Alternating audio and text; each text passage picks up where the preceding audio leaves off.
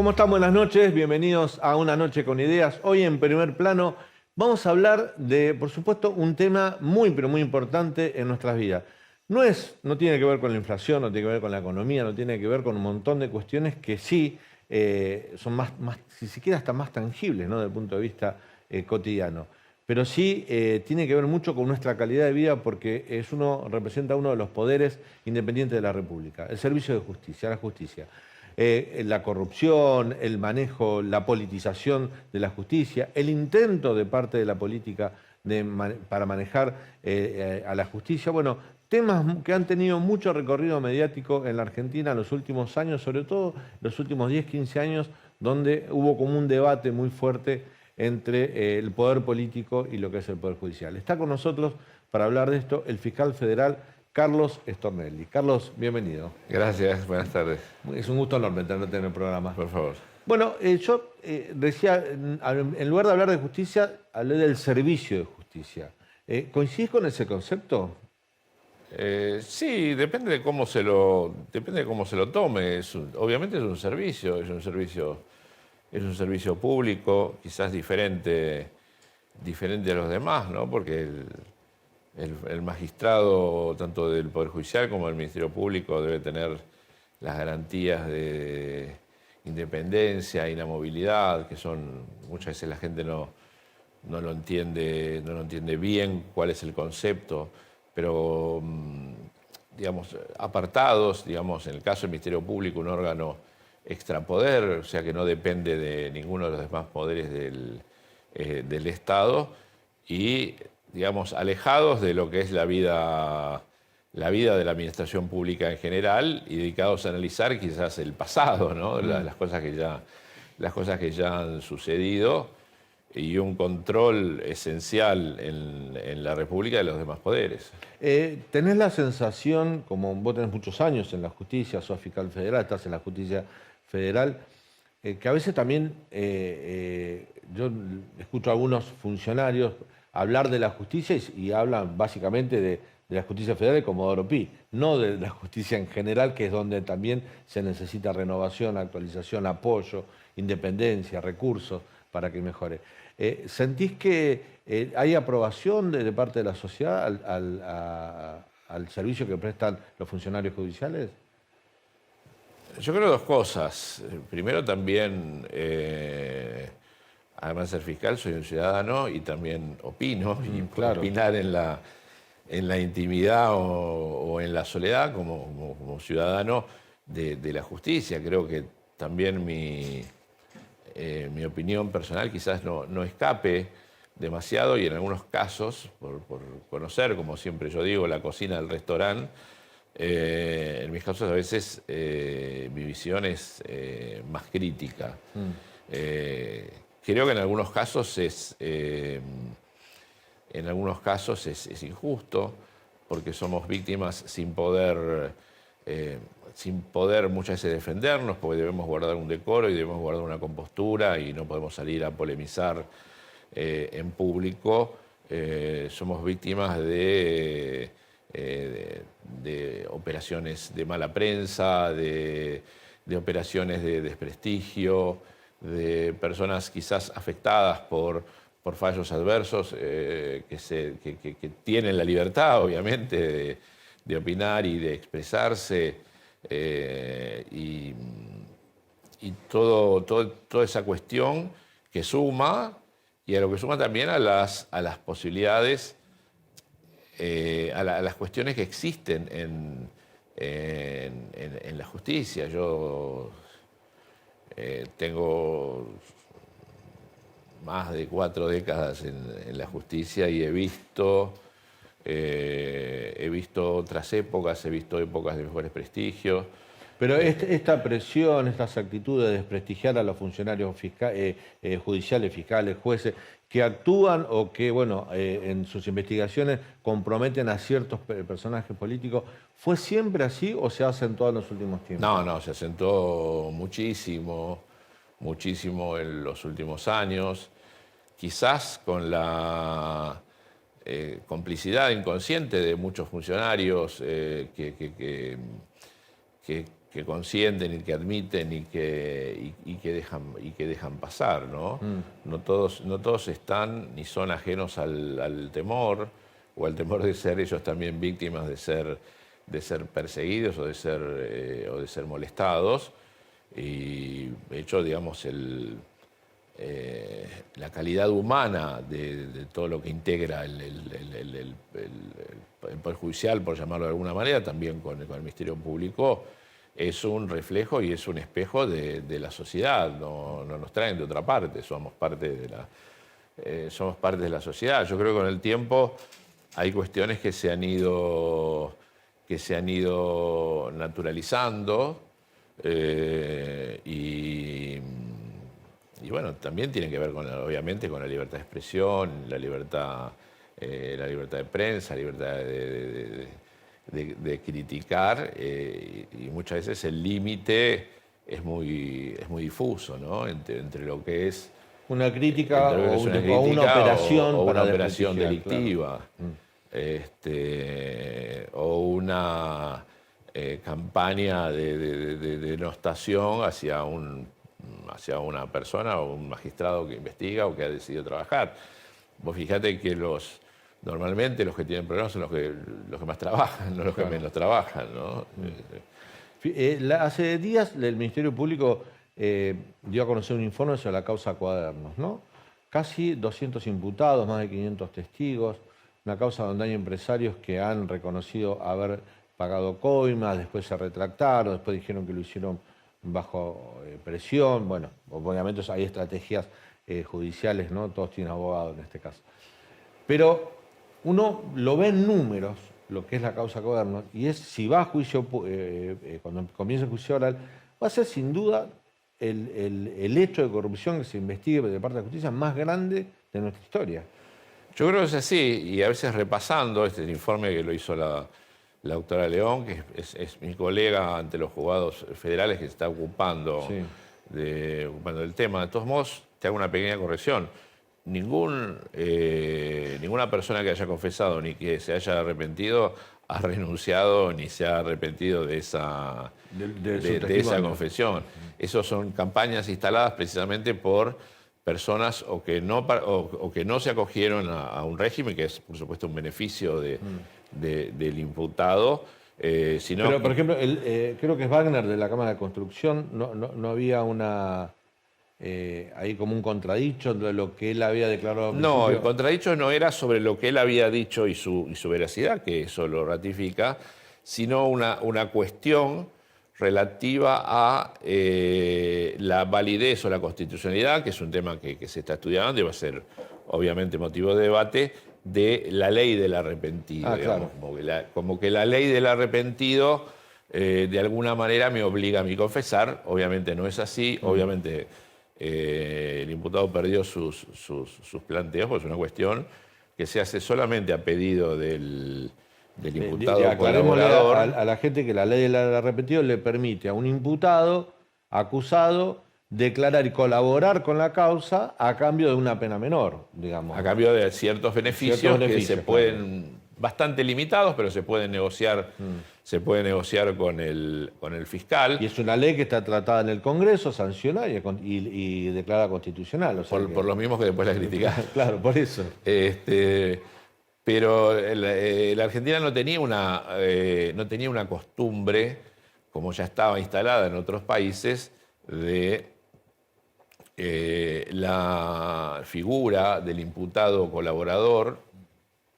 Y digamos, estas son las primeras experiencias, y quizás la causa Cuadernos sea una de las grandes primeras experiencias en temas de corrupción.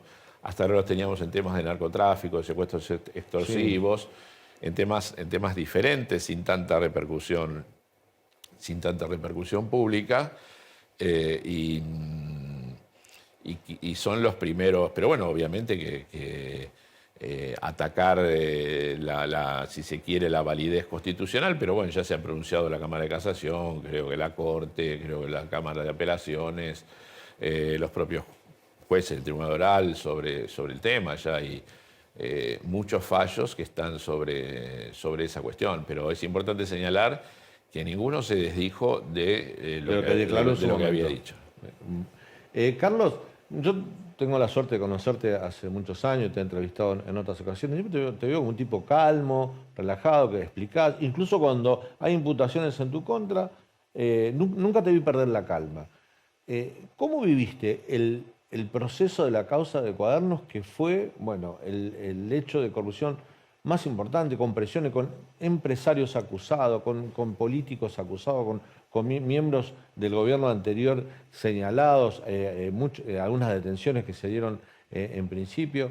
Estuvimos durante largo tiempo hablando de causa de Cuadernos y vos eras el fiscal que entendía la causa, el fiscal federal. ¿Sentiste la presión en algún momento? ¿Cómo lo pudiste manejar? No sé si la presión, no. Yo creo que por una característica quizás personal y por experiencia, no es fácil presionarme. Sí, obviamente los ataques, los embates te afectan y te Claro. duelen y a veces molestan, pero la consigna siempre fue que no, que estas cuestiones que suceden y que sucedieron en épocas pasadas con otras causas, no te saquen de tu línea de trabajo, que es precisamente lo que buscan, hacer, ¿no? Entonces, tanto y en cuanto lo que vos sepas que dicen sea mentira, y bueno, Claro. no te afecta. Te quiero preguntar algo que vos sabés que yo todavía lo veo en redes sociales, sobre todo en Twitter, que lo discuten de un lado y de otro. Sobre todo lo que quieren denostar la causa Cuadernos, ¿no? Muchos dicen, eran fotocopias, no tienen validez. Otros dicen, no, pero aparecieron los cuadernos. La fotocopia es de un cuaderno real. Bueno, en definitiva, que alguien haya escrito una bitácora no es una prueba. Yo recuerdo que, por ejemplo, en el caso, este caso que sucedió en Brasil, que atravesó toda América, Osterberg, Odebrecht, Odebrecht, para corregirme, perdón. perdón, Lavallato. Ahí no había cuadernos, había gente que declaró, se arrepintió y hizo aclaración. Y en cuadernos pasó lo mismo. Hubo gente que fue imputada y declaró y reconoció haber cometido delitos y apuntó a funcionarios. Pregunto, y vuelvo a la pregunta de base, que sea fotocopia, que haya un cuaderno, ¿incide, es prueba, no es prueba, válida? No, obviamente que todo eso forma parte de la valoración probatoria, frente al estupor que se generó entre los imputados, los detenidos, gente que había estado en el gobierno y con mucho poder y con mucha facilidad y disponibilidad de dinero en efectivo, hayan intentado instalar cuestiones para desacreditar la investigación. Todas las pruebas, y más con la amplitud de prueba que rige en nuestro derecho, son valoradas y son evaluadas. Mucha gente cree que los cuadernos son la única prueba. Es una de las pruebas. En el caso de los cuadernos que aportó tu colega Diego Cabo a la justicia, había una investigación periodística previa sobre los millares de datos que contenían esos cuadernos. Y las coincidencias con las fechas que en esos cuadernos señalaban, con viajes que se habían hecho, visitas al departamento de... Miles de datos. Miles, sí, sí. Miles de datos que fueron corroborados, que generaron en el juez la convicción de que estábamos frente a algo cierto, más allá del testimonio de Diego Cabot, que sí había tenido los originales, Sí. que había tenido los originales y había tomado la precaución de hacer imágenes de alta definición y de no solo fotocopiar, sino están filmados y están fotografiados en alta definición. En esas mismas pruebas no solamente había cuadernos o imágenes de cuadernos, sino que había filmaciones, había grabaciones, había prueba documental. Y había testimonios. Y había testimonios. Claro, Y que eso todo, es lo más y importante, todo eso ¿no? generó que es... y además había prueba previa, porque eran causas que ya estaban en trámite, y todo eso generó que se produzca una enorme cantidad de pruebas que no solamente por esta vía, sino por otras vías, que llevaron a la comisión. Mirá, yo tengo más de 43 años en la justicia, aunque parezca mucho menos. Nunca vi tanta prueba. Nunca vi tanta prueba junta, ni tanta prueba coincidente, ni te diría de alguna manera concluyente, ¿no? Así que tengo mucha confianza en esta investigación. Obviamente que también está en manos, yo creo que de una de las mejores fiscales que tiene Argentina, que es la doctora Fabiana León, y está trabajando. El otro día vi unas estadísticas que presentó ella en la Procuración sobre lo que se hizo en esa causa y fue una cuestión monumental, digamos.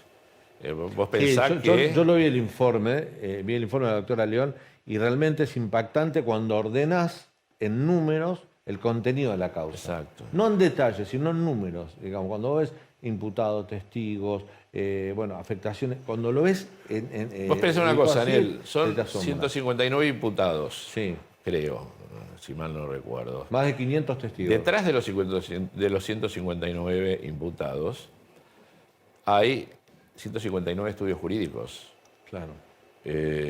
La gran mayoría de ellos prestigiosos y muy bien pagos, con recursos y quizás abocados exclusivamente a ese tema. La doctora León, además de tener otra causa, tiene otras cientos de causas, claro, de gran envergadura. Tendrá 5 o 6 personas trabajando para ella. Es todo lo que tiene, con los recursos limitados del Estado.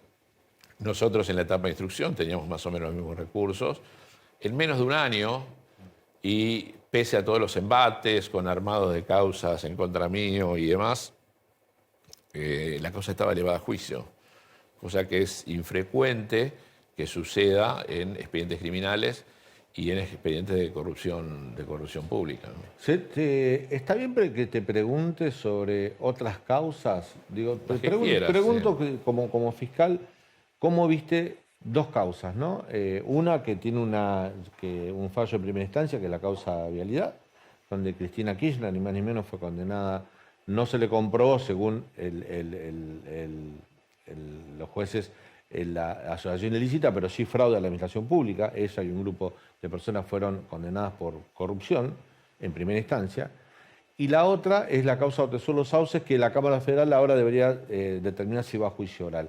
¿Cómo viste esas causas que son en paralelo y están relacionadas de alguna manera con Cuaderno? Ahí tengo que ser un poquito más prudente porque no son causas mías. Por eso mismo. Con lo cual tengo que hablar sobre causas en las cuales desconozco. Yo vi el alegato del fiscal Luciani, que fue realmente monumental.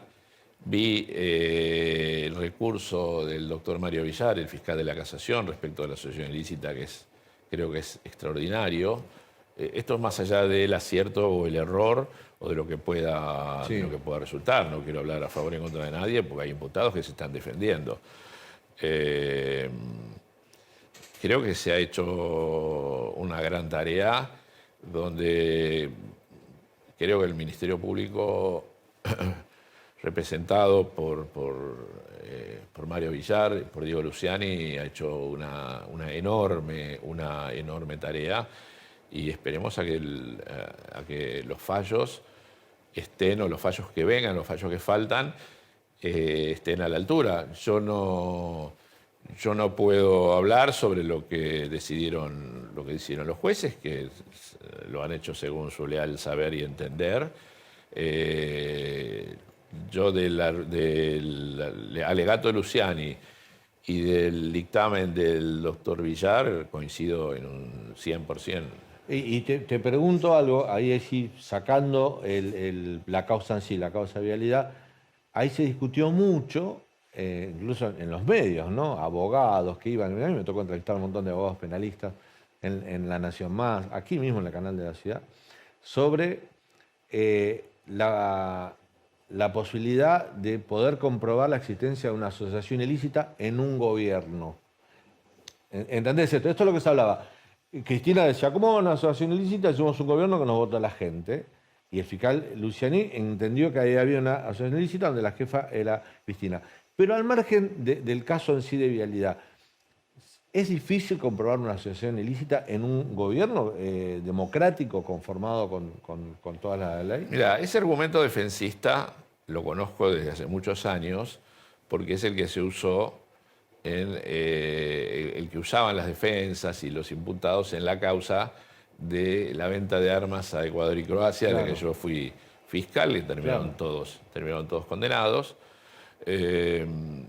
donde se decía, se usaba un sofisma en el cual decían que un gobierno no puede ser una asociación ilícita.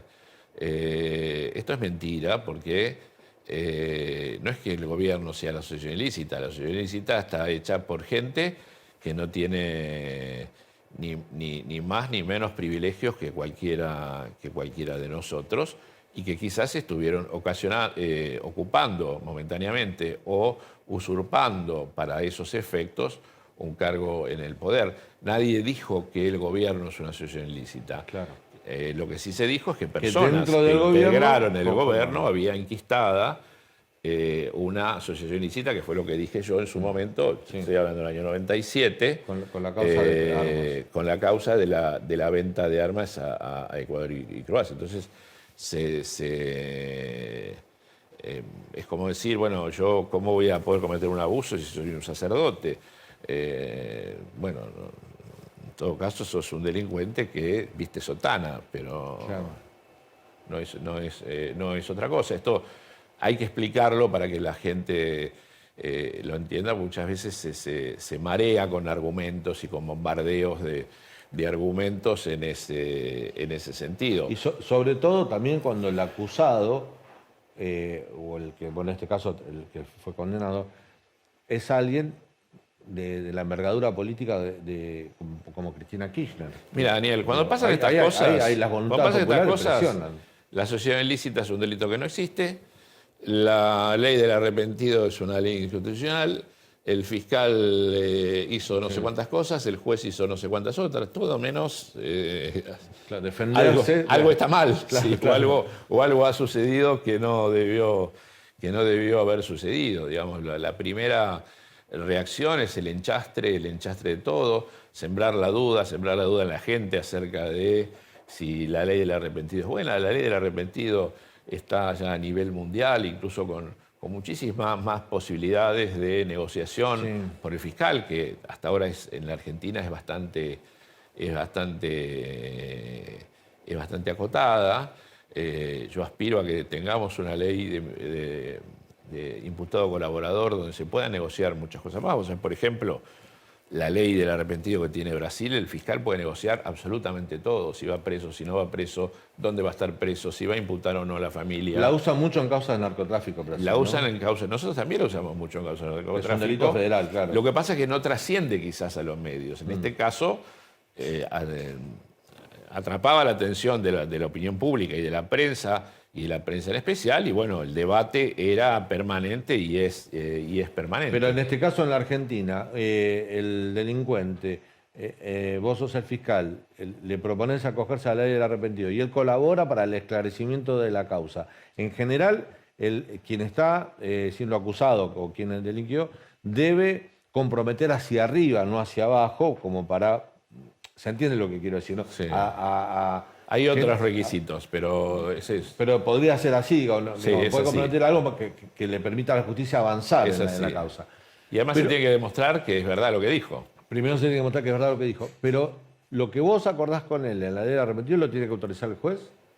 Lo tiene que homologar. En el caso nuestro, especial Argentina, nuestro, lo que que dice la es ley. bastante complejo, primero es a demanda, ¿no? O sea, a pedido del imputado. Todo lo que vos podés hacer es decirle que, mire, existe esta ley, usted tiene esta ley, muchos que no lo saben. Segundo, en todo momento, obviamente, se hace con el abogado presente. Y después de todo esto, de todo el trámite y del acuerdo que se firma con el fiscal, ese acuerdo necesita, en nuestro sistema y por ahora, la homologación del juez. ¿Qué es esto? Es una audiencia donde el juez lo interroga al imputado, le dice si tuvo la libertad de elegir a su abogado, si tuvo la libertad él Claro. si sabía que estaba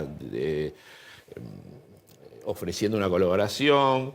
Hay varias preguntas que le dice el código que le tiene que hacer, y si el juez se convence, homologa el acuerdo. Y este acuerdo, además, tiene que ser después analizado y tratado en el juicio oral. Hay un montón de personas que intervienen en ese camino. Pero además te digo otra cosa. Históricamente, en la Argentina, el imputado en una causa, aún sin ley del arrepentido, que colaboraba en la investigación, o sea, confesando su delito o permitiendo esclarecer otras cosas, siempre era beneficiado con el mínimo de la pena. Es decir, por tradición, siempre se tenía en cuenta en la graduación de la pena a la hora de dictar sentencias si había brindado o no colaboración.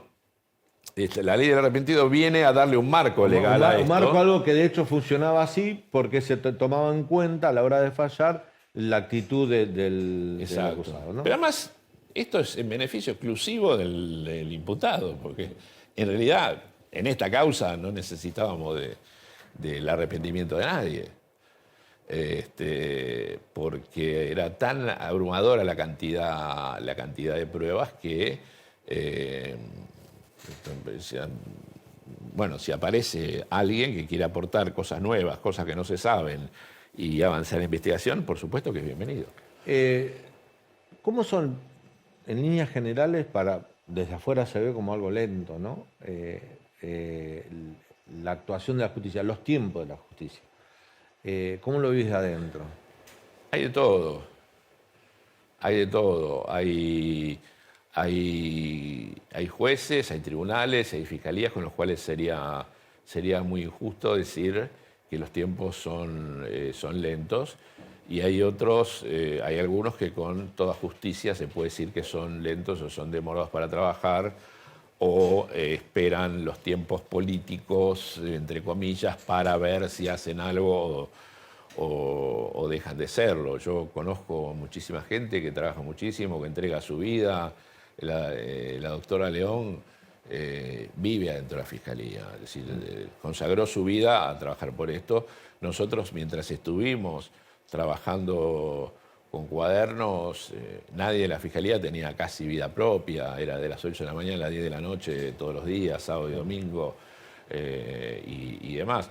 Hay causas en las que muchas veces, por ejemplo, una causa como esta, como la causa de Cuadernos, habiendo 159 imputados, suponiendo que cada uno haga una apelación, va a dilatar 4 todo. planteos, claro, de diversas cuestiones. Estamos hablando de cerca de 1000 incidencias que las tratan de llevar hasta las últimas consecuencias, que tratan de dilatarlas, porque además los abogados también, cuando ofrecen muchas veces sus servicios, bueno, es experiencia,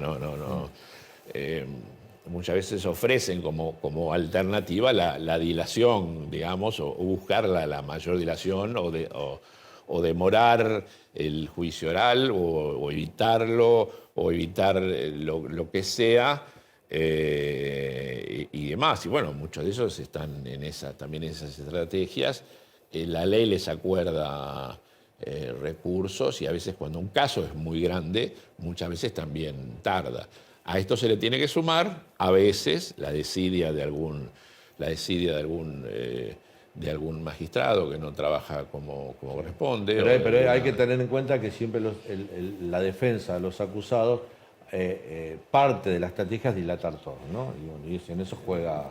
Mira, Daniel, la gran mayoría de los que yo conozco tienen un gran compromiso con su trabajo, trabajan sin recursos, con pocos recursos, sí, a costa de su integridad personal, de su salud, de su familia, soportando ataques no contra uno, sino contra la familia, contra los amigos, contra lo que sea. Y en el medio de eso hay que seguir trabajando y hay que seguir dando respuestas a la sociedad de cómo está el expediente y por qué todavía se tardó en esto y todavía no pasa aquello. ¿Sí? Porque cuando Además, todo esto se produce bajo ataque, normalmente, donde hay muchas veces operaciones de todo tipo, muchas veces las vías de hecho, muchas veces la colocación de un artefacto explosivo, de un incidente provocado en la calle, de seguimientos, de escuchas,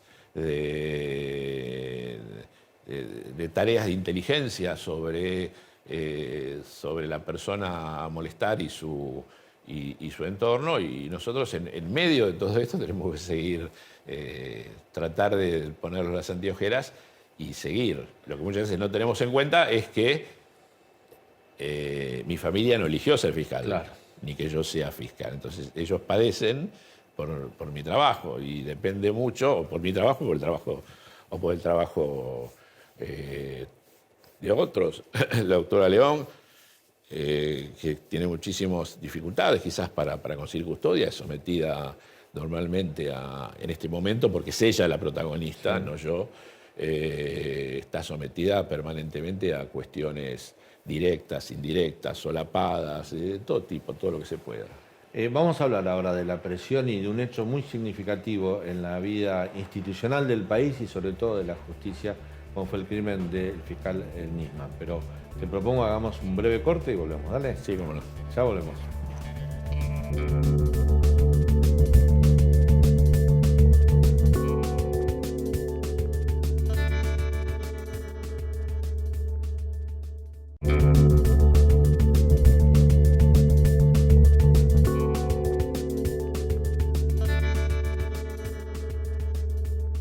Y seguimos en esta noche con Ideas en Primer Plano, hablando con el doctor Carlos Stornelli, fiscal federal.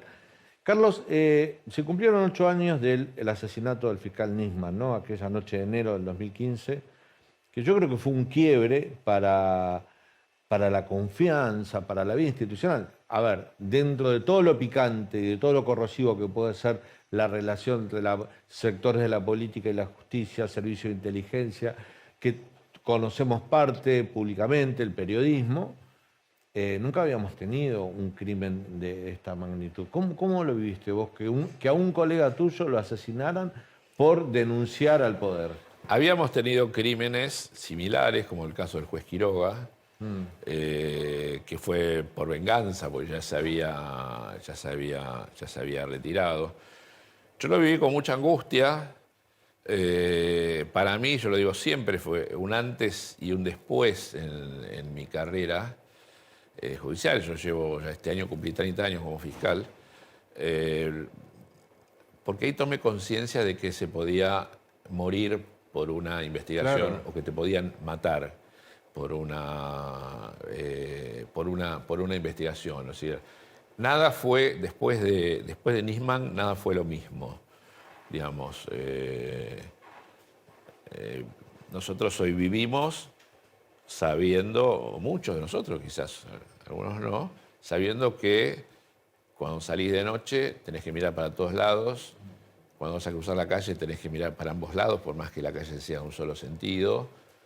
Pero mirá qué importante que me digas esto, porque llevas 30 años como fiscal federal, tuviste causas pesadas, causa armas, donde hubo condenas. Un expresidente fue condenado en la causa de tráfico de armas, Carlos Menem.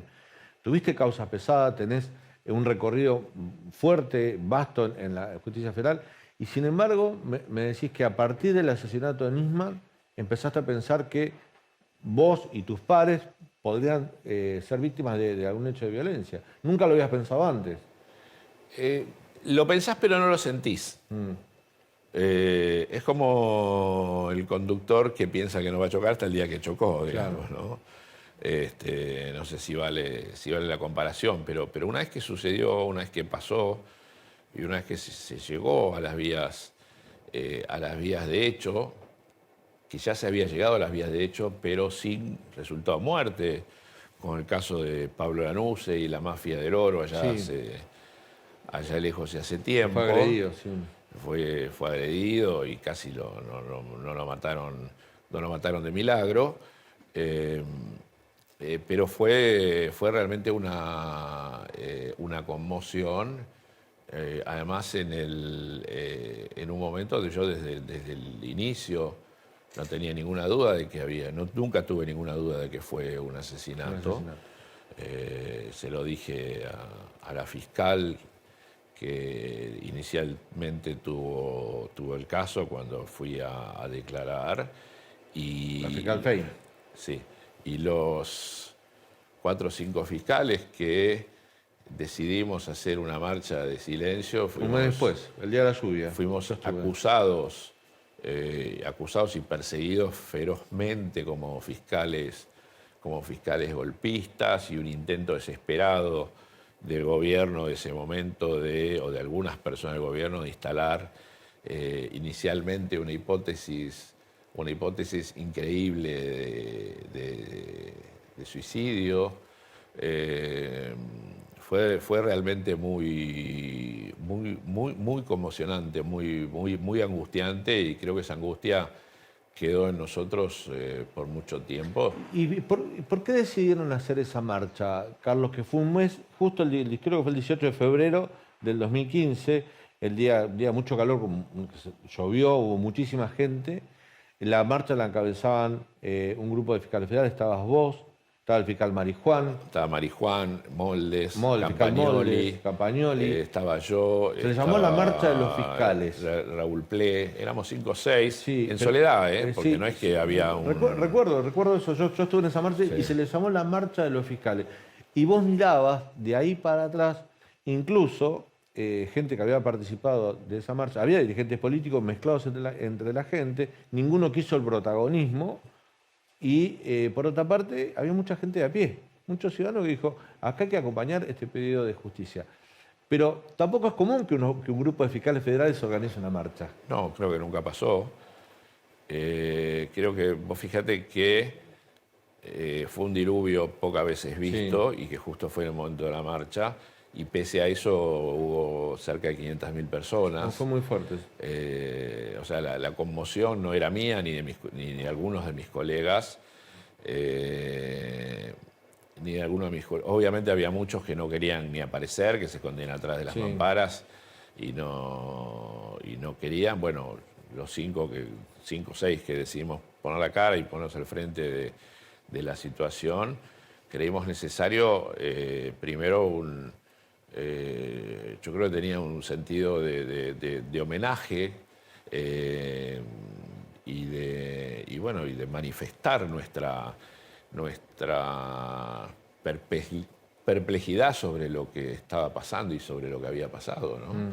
Creo que igual cada uno de nosotros individualmente tenía su percepción.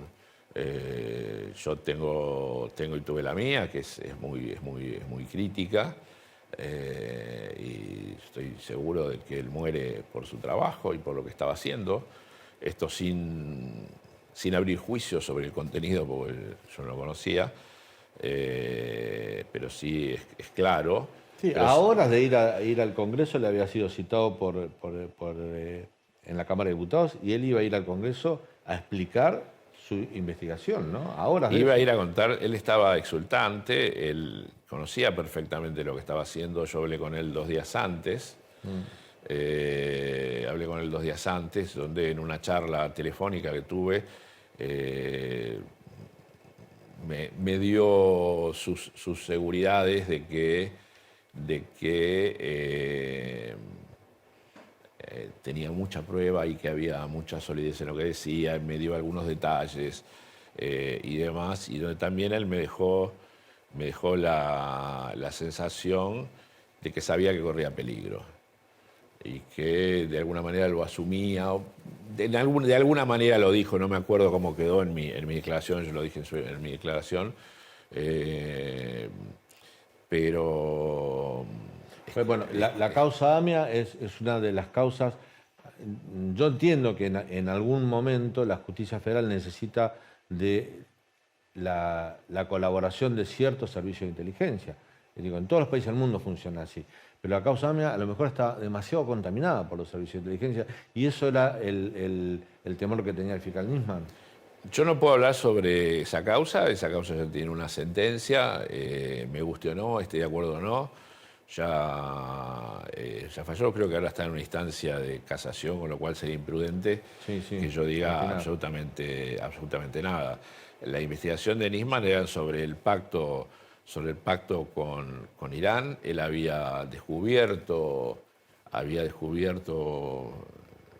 o creía que había descubierto muchas cosas, y es claro de que desde algún sector nacional o internacional era imperioso que él no concurra al Congreso. Y no ocurrió. Claro. Pero te cambio la pregunta entonces, sacándote la causa en particular. La relación de la justicia federal con servicios de inteligencia, ¿termina siendo nociva o es necesaria? Depende de cómo se dé. En mi caso particular, yo durante mi vida judicial prescindí de los servicios de inteligencia, salvo, y cuando estaba permitido, para algún secuestro extorsivo. Hay algunos casos donde se puede hablar de promiscuidad, o se puede hablar de injerencia, o se puede hablar con mayor o menor razón, incluso de manejo de algunos magistrados por los servicios de inteligencia. Por ejemplo, no quiero hacer nombres, pero hay un famoso agente de inteligencia que ya está retirado, que fue uno de los más famosos. No lo conocí nunca, hasta después que se Claro. fue. Si estás hablando de Jaime Stiusos, vos no lo vas a nombrar, claro, no lo conociste nunca. Stiuso no lo conocí. Y yo a veces cuando lo cuento, la gente no me lo puede creer. Claro. Yo no lo conocí. Lo conocí después tomando la declaración testimonial en una audiencia.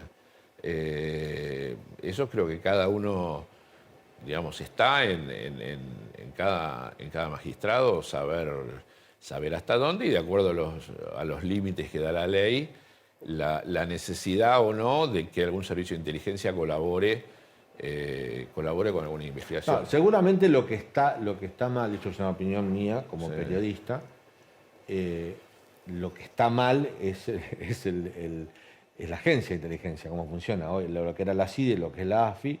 A mí me da la impresión de que eso hay que reformularlo todo, porque cuántas veces, y esto, insisto, lo digo yo, no te hago cargo vos, Carlos, conocemos de cuentapropismo dentro de, o sea, agentes de inteligencia que hacen cuentapropismo, hacen trabajo por su cuenta. Y eso empantana. Lo he padecido. Sí, claro, vos lo has padecido. Yo creo que el servicio de inteligencia en Argentina merece no sé si una reformulación, sino una demolición y una vuelta Por supuesto, yo creo que sí. a construirse quizás hasta en otro lugar, y con gente nueva y con escuelas. Creo que se han perdido, lamentablemente se han perdido muchos de los especialistas, de los reales especialistas en la tarea de inteligencia. No solo en la inteligencia nacional, en lo que hoy se llama la AFI, sino además en lo que es inteligencia de ejército, y hay que tomar conciencia también de las atribuciones y las facultades que tienen algunos servicios de inteligencia, que se podría decir paralelos, como la Policía de Seguridad Aeroportuaria, lugar donde habría que escarbar bastante qué es lo que está sucediendo y qué es lo que están haciendo, la inteligencia militar, las inteligencias de las policías. Todos tienen algún servicio de inteligencia con protección del secreto y demás. Yo creo que eso habría que formularlo, reformularlo y trabajar exclusivamente con especialistas que además sean personas de Estado, no militantes. Claro. Cuando vos pones a trabajar un militante de agente de inteligencia, termina de una sola manera, mal. Con gente realmente especialista. La Argentina tuvo un servicio de inteligencia bueno, hoy yo creo que quizás no lo tenga, y que debe reformularse, ¿no? Creo que frente a la región. Bueno, también ese organismo atravesó la peor tragedia de la Argentina, que fue la dictadura militar. A partir de ahí digamos, era como un cajón de manzanas podridas. Terminaba muy difícil rescatar un fruto fresco y ponerlo a trabajar. Sí, creo ¿no? creo que se cambió mucho desde aquella época. Yo en esa época No, por supuesto. era muy chico, no puedo hacer un análisis de lo que era en ese momento. De todos modos, en la época de la dictadura militar, tal vez no era tan necesario tener una CIDE porque había servicio por todos lados. Claro. Creo que se fue, como todas las instituciones de la República, se fue degradando con el tiempo y la degradación se fue naturalizando, que es lo peor. Y hay casos donde afecta más. En servicio de justicia afecta mucho, en el servicio de seguridad afecta muchísimo más y en el servicio de inteligencia afecta mucho más. Porque vos no solo tenés el fenómeno de la mano de obra desocupada, el cuentapropista, que eso pasó en todas las épocas, sino que además tenés la imposibilidad del Estado de prevenir cualquier situación, de prevenir lo que está sucediendo en una frontera, de prevenir un atentado terrorista, de saber de un grupo de gente sospechosa del exterior que está sucediendo, donde no tenés analistas de información reales o buenos, y donde esa obsesión que tiene algunos, y no te hablo de ningún gobierno en particular, la obsesión que tienen algunos de llenar las áreas de inteligencia con militancia. Bueno, ¿verdad? por eso pasa, esto lo he hablado alguna vez en alguna entrevista con la doctora Carrió. Me decía, los servicios de inteligencia tienen que estar detectando el narcotráfico en la frontera, tienen que estar investigando actividades ilícitas en distintos lugares del país. Me hablaba de triple frontera, me hablaba de distintos lugares, y no persiguiendo y espiando a políticos y fiscales. Claro, jueces, averiguando ¿no? dónde compro los ravioles. ¿Cómo? Averiguando dónde voy a comprar los ravioles el domingo para después ir a publicarlo. Mira, tal domingo tomo un eso es café lo que con tal pasa, periodista ¿no? en tal lugar. Porque hay una tendencia. El poder corrompe. El poder corrompe naturalmente, digamos, y especialmente cuando vos te querés eternizar o te eternizás en el poder. Y todos tienen, de mayor o menor medida, el sueño de la Stasi propia, el sueño de la policía secreta propia. Entonces, cuando quizás falten, y no estoy hablando mal de nadie ni quiero hacer nombres, cuando faltan demócratas, suceden estas cosas. Lo mismo pasa cuando vos querés tener una justicia propia, una justicia que te responda a vos. Yo creo que hay una gran responsabilidad, para dar un ejemplo histórico, en la época del gobierno de Menem, de instalar la cuestión de la justicia militante, o de la justicia propia, o de la mayoría automática, La mayoría automática de la Corte Suprema. Como quieras llamarlo, y quizás este fenómeno se replique en los niveles locales, ¿no? En los niveles provinciales, en los niveles, no te quepa la menor en duda los niveles municipales y los demás, donde quizás en alguna provincia argentina suceden homicidios horribles y el que lo investiga termina siendo pariente del muerto o del asesino. Y nadie dice nada y todos se conforman, y donde los cargos de la justicia, que son políticos, que son los más altos, muchas veces se pagan y se cobran toda la vida. Es decir, nos olvidamos de los estadistas que cuando elegían ministros de la Corte elegían a alguien de la oposición, o se esmeraban en conseguir alguien verdaderamente independiente. Hay dos cuestiones en la Argentina que quizás estén olvidadas o semi-olvidadas para los magistrados: independencia e inamovilidad. Claro. Eso es la garantía para la gente. Qué lejos estamos de esos gestos, ¿no? Yo era chico, pero recuerdo que cuando Alfonsín gana las elecciones, visita a su candidato derrotado del Partido Justicialista, que era Ítalo Argentino Luder, y él le ofrece públicamente que presida la Corte Suprema. No sé si Exacto. recordás. Le ofrece a Luder ser presidente de la Corte Suprema. Luder dice que no, Pero ese gesto, hacerlo en público frente al periodismo, era como decir, bueno, yo quiero ser fiscalizado por quien fue mi rival en las elecciones. O sea, fiscalizado, darle independencia, mayor independencia que esa. Mira, no creo, esto es quizás un poco de historia, y esto no es una manifestación de ninguna preferencia política, ni ninguna Sí. militancia, ni de nada, que lejos de mí está expresarlo. Pero imagínate la Argentina si hoy tuviéramos a alguien parecido a Alfonsín, Claro, en el partido que sea. sí. Pero bueno, de ahí hemos ido solamente para abajo, después de un reverdecer enorme que tuvo la Argentina. Los factores son múltiples, yo no los voy a analizar, pero de todos modos, hoy la autoridad de los jueces, la autoridad del policía, la autoridad espiritual del sacerdote, en los casos de los cristianos, no así de los rabinos, está en crisis Sí. y ha ido en decadencia. Yo creo que por culpa comunitaria, digamos, ¿no? Es decir, no sé quién es el que decía que